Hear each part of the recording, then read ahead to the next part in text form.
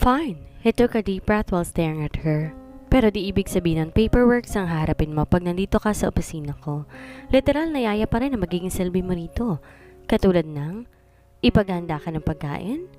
Mabilis na sagot habang nakangiti. Tumango ang binata at saka lang niya napansin ang paper bag na bitbit nito nang ilapag nito yon sa ibabaw ng mesa niya. Dinanan kita ng food, siguradong nagugutom ka na. Baka kasi hindi ka rin nag-breakfast eh. Di napigilan ni Leonardo ang mapatingin kay Sandra habang nilalabas ito ang laman ng paper bag. Nakita niya mula raw ng mga pagkain niluto niya kaninang umaga. Nakita niya pala, kumain kaya siya? Di rin niya naiwasang itanong sa sarili. Eat up, iwan mo muna yung work mo. Sabi nito kapag kwan sa kanya na nakangiti pa rin. Nahihiwagaan talaga siya sa biglang pagbait ni Sandra. Dahil kaya yun sa bagong trabaho nito o may binabalak na namang masama ang demonyo na to. Anyway, thank you for cooking this food. Ang sarap mo palang magluto. Busog na busog tuloy ako. Kahit pagsili ng ngiti sa mga labi ni Leonardo ay hindi niya napigilan dahil siya patong pinasalamatan ng dalaga kahit siya na nga ang pinagdala nito ng pagkain. Ngunit agad niya yung sinupil bago pa man makita ni Sandra. Di niya pwedeng pagkatiwalaan ang kabaitang pinapakita nito ngayon. He knows her very well. Mamaya na ako kakain. Iligpit mo muna mga yan. Kurot ng noong binalik niyang tingin sa harap ng computer. Busy pa ako. Kakain ka ba o susubuan kita? Napaigtad si Leonardo sa biglang pagsigaw ni Sandra kaya't napatingin ulit siya rito. Bakit mo ako sinisigawan? I am your boss, remember? Nakakainis ka kasi. Ikaw na nga tong dinala ng foods, she found. And besides, I am your yaya, right? Panggagaya pa nito sa tono niya. At kasama sa trabaho kong siguraduhin na hindi magugutom ang amo ko. Pero di mo kailangan sumigaw. Iritadong sagot ni Leonardo. Lalo na kapag boss mong kaharap mo. Isa yon sa mga kailangan mong matutunan bilang isang empleyado or else mawawalan ka agad ng trabaho. Tatanggalin mo talaga. Ako? Kung di ka marunong rumespeto sa boss mo. Oo. Tumango siya at saka tumingin dito. Kahit sinong boss hindi gugustuhin na magkaroon ng empleyadong mas matapang pa sa kanya. Sa pagtataka niya ay ngumisi lamang ito. Okay, hindi na ako sisigaw basta't kainin mo na yung mga pagkain dala ko. Kung ayaw mong subuan pa kita. Kahit ang pagiging malumanin nito ay pinagtataka rin ni Leonardo. Lalo na ang paglapit na nito sa isang microwavable tub sa harapan niya. Kulay itim yun, pati takip. Kaya hindi niya makitang nasa loob nun. Ito ang unahin mo, sigurado magugustuhan mo yan.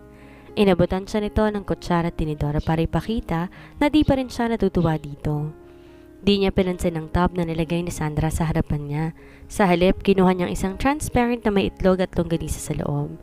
Di rin niya agad tinanggap ang kutsara at tinidor na iniabot nito sa kanya. Na pinagkibit balikat lang nito at binalik ang mga yun sa loob ng paper bag. Saka lang yun kinuha ng binata at ginamit nang magsimula siyang kumain. Kumain ka rin. Maya-maya ay seryosong alok niya rito kung kailan malapit niya nang maubos ang longganisa at itlog. Di niya alam kung ba't nalimutan niyang alokin kaagad ito. Masyado kasi siyang ginanahang kumain na kahit ang bagay na yon, di rin niya may paliwanag. Dapat nga mawalan siyang gana dahil kaharap niya ang babaeng sumira sa araw niya. Na, thanks, busog na ako. Ngumiti ito sa kanya. Kumain ka lang, ubusin mo lahat yan para may energy ka sa trabaho mo. Hanggang yon nahihiwagaan pa rin talaga siya sa kinikilos ng dalaga. Ngayon na tinititigan niya ito ng direkta sa mga mata, saka lang niya nasa-sense na parang may kakaiba sa mga ngiti nito. Di lang niya matukoy kung ano, pero dahil gutom na gutom naman talaga siya, binaliwala na muna yun ang binata at tinuloy ang pagkain. Mamaya na sila magtutuos kung may ginawa na naman tong di maganda. He just shrugged his shoulders. Ganado pang binuksan niya ang itim na tub nang maubos niya ng ibang ulam at may natira pa siyang pagkain. Bagamat kanina pa siya nagtatanong sa isip niya kung anong posibleng naman ang tub na yon. Fried rice, sunny side up egg at longganisa lang naman ang mga niluto niya kanina. Sa kabila ng pagtataka, tinuloy pa rin ni Leonardo ang pagbukas noon para lang magulat na makita niya na hindi pagkain ng naman nun, kundi ang vibrating masturbator niya na tinali pa sa pulang ribbon. Shit! He was angry as shit nang umalingaw-ngaw sa buong opisina niya ang malakas na lakak ni Sandra.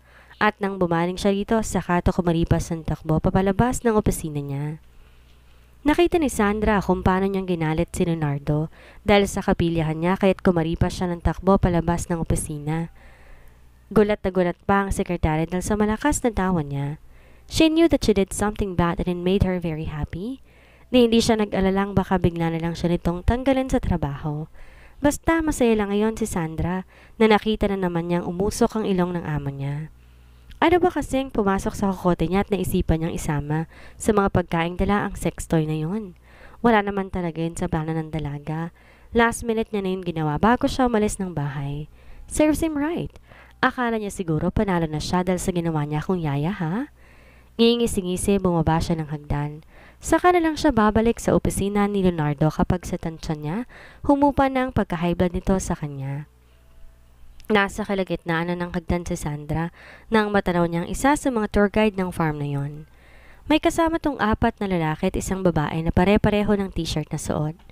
Agad niyang nakilala ang logo ng isa sa mamahaling school sa Manila na nakaprint sa uniforme ng mga ito. Ngunit ang nagpalaki sa mata ng dalaga ay nang mamukha niyang babaeng kasama ng mga to. Yun lang naman ang professor niya ng college na pinatalsik niya sa universidad pagkatapos mamahiya ng kaklase niyang nerd. Di naman siya natatakot na muling mag-cruise ang kanilang landas.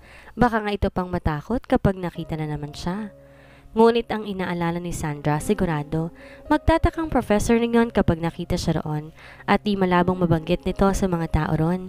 Lalo na kay Leonardo ang tungkol sa tunay na pagkakakilanlan niya. Shit! Bago pa man sila tuluyang magkasalubong ay dali-dali nang pumihit pabalik sa itaas ang dalaga. Gusto sana niyang bumalik sa opisina ni Leonardo para doon magtago. Ngunit naisip niya baka ito rin ang sadya ng mga professors at lalo siyang masukol. Isa pa siguradong hindi pa humuhupa ang galit ito sa kanya. Kaya ang second option ni Sandra ay sa ladies room na lang magtago. Kaya lang, dadaan na lang ho ako sa ladies room sandali. Naulinigan niya ang boses na yon ng dating professor niya, kaya't wala siyang choice kundi tumakbo papasok naman sa men's room para lang matigilan ang maabutan niya sa loob nun si Leonardo na parang iihisa na. Ngunit nagmamadali nitong sinara pabalik ang zipper sa sobrang pagkagulat na makitang may babaeng pumasok doon. Agad na tumalim ang tingin nito na makilala siya, pero di na yun pinansin ni Sandra at nagtago sa likod ng pader nang marinig niya ang papalapit na mga yabag ng dating professor. Balak sana niyang pumuslit kapag sa tansya niya nakapasok na sa loob ang dating professor, saka siya tatakbo pababa ng hagdan. Ngunit nang akmang tatakbo na siya palabas, saka naman siya pinigilan ni Leonardo. Hey, what are you doing? Malakas na sigaw nito sabay bawi sa kamay na mahigpit na nakahawak sa kanya. Ano na naman ba tong trip mo ha? Hindi ka pa ba masaya na sirang-sira ng araw ko dahil sa'yo? Halos mapaigtad si Sandra sa lakas ng boses ni Leonardo pero hindi lang niya ito pinapansin. Baka kasi bigla siya nitong kalad ka rin palabas ng comfort room at doon pa siya makita ng dating professor. Kaya naisip niya na saka na lang pala siya lalabas kapag sa tingin niya ay nakaalis na ito. Di na ako natutuwa sa mga pinaggagawa mo, Miss Wondercon. Mabilis na tinakpan ni Sandra ang bibig ni Leonardo gamit ang palad niya. Bago pa man marinig ng dating professor ang apelido niya.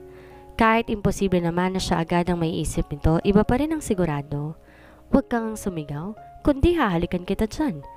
Nakasimangot na banta niya rito habang nakatake pa rin ang palad sa bibig nito. Pinandilatan siya nito ng mga mata. Di naman siya natitinag doon kahit lumuwaman ang mga mata nito. Mas inaalala niya na baka marinig sila ng dating professor niya at makuha ang atensyon nito kapag umabot sa labas ang pagtatalo nilang ito. Aalisin ko lang tong kamay ko sa bibig mo. Kung mangangako ka na hindi ka nasisigaw.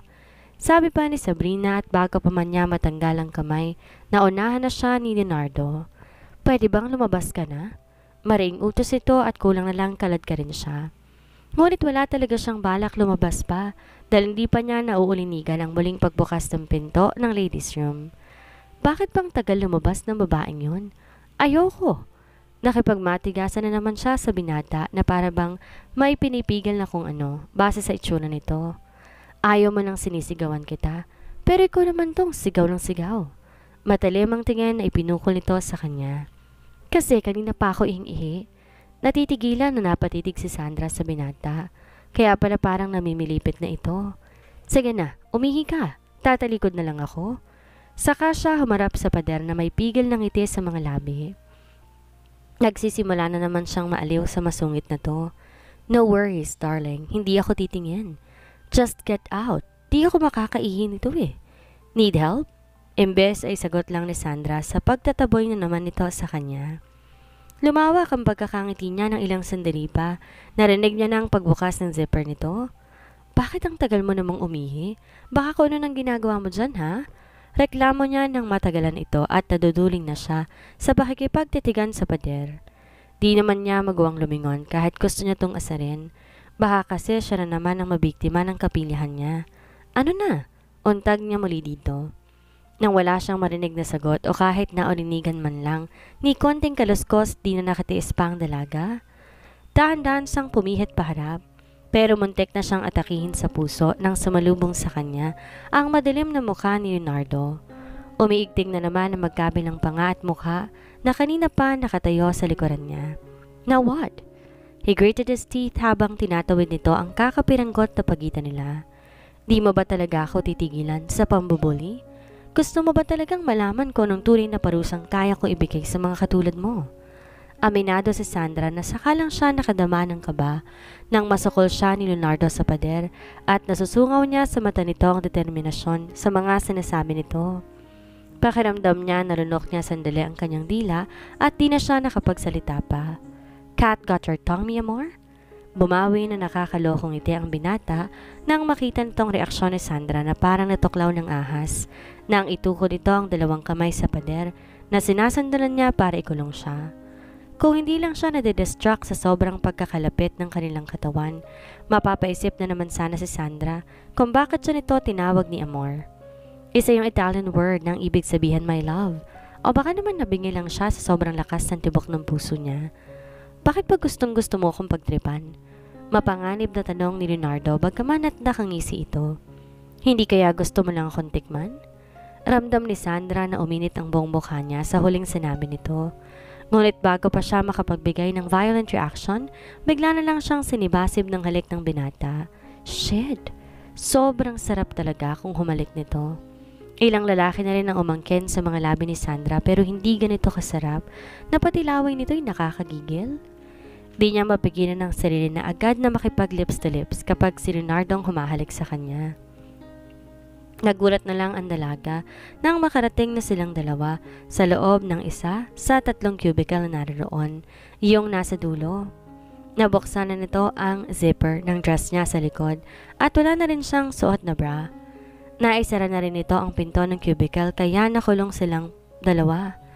Lalo siyang sumikip dahil sa laking bulas nito. Sinubukan pa niya ito na awatin pero talagang hindi nagpapigil si Leonardo. Para tong tigre na gusto siyang sakmalin ng buhay dahil siguro sa galit ito sa kanya.